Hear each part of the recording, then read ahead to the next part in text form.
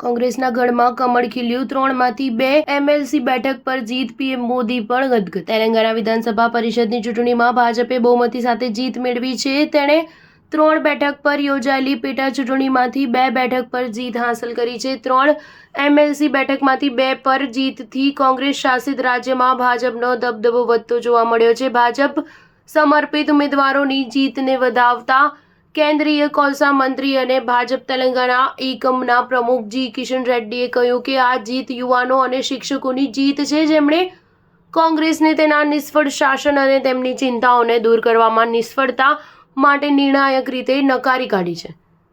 કિશન રેડ્ડીએ social media platform x પર જણાવ્યું હતું કે કોંગ્રેસે તેના તમામ મંત્રીઓ, ધારાસભ્યો, સાંસદોને મેદાનમાં ઉતાર્યા અને ઘણો ખર્ચ કર્યો, તેમ છતાં તેઓ કરીમનગર ગ્રેજ્યુએટ બેઠક મેળવી શક્યા નહીં।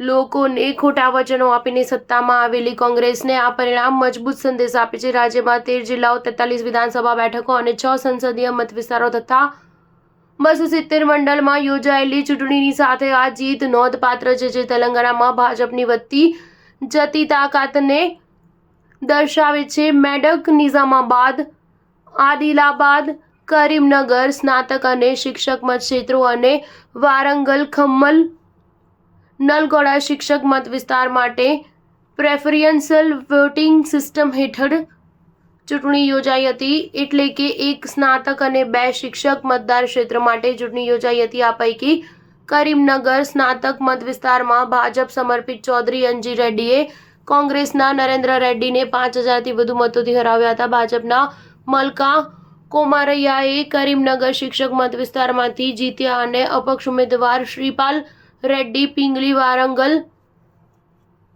ખમ્મમ, નાલગોડા શિક્ષક મત વિસ્તારમાંથી જીત્યા હતા। વડાપ્રધાન નરેન્દ્ર મોદીએ પણ ભાજપને અભૂતપૂર્વ સમર્થન આપવા બદલ રાજ્યના લોકોનો આભાર માન્યો હતો અને લોકો વચ્ચે ખૂબ જ સમર્પણ સાથે કામ કરવા બદલ પાર્ટીના કાર્યકરોની પ્રશંસા કરી હતી। મોદીએ એક્સ પર એક પોસ્ટમાં લખ્યું કે એમએલસી ચૂંટણીમાં આવા અભૂતપૂર્વ સમર્થન માટે હું તેલંગાણાના લોકોનો આભાર માનું છું। અમારા નવા ચૂંટાયેલા ઉમેદવારોને અભિનંદન। મને ગર્વ છે કે પાર્ટીના કાર્યકરો લોકો વચ્ચે ખૂબ જ ખંતથી કામ કરી રહ્યા છે। સ્ટાર ન્યૂઝ 7 હંમેશા સચ્ચાઈની સાથે।